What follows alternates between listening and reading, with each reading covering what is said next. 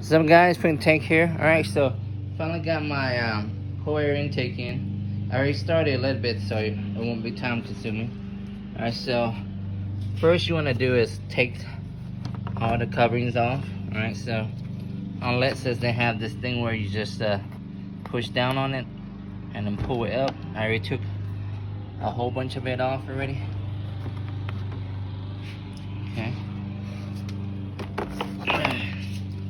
And then you wanna, there's 4 areas right here that keeps it in, the filter in, alright? So 1, 2, 3, and 4, right? So it's loosened, right?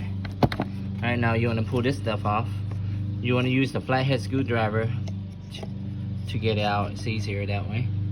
Pull this off, and then use the Phillips right here, and then right here, and then you just pull it off. Alright, so easy. Alright, so that is off.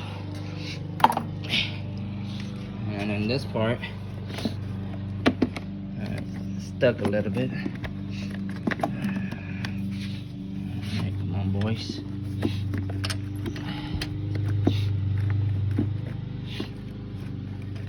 There we go.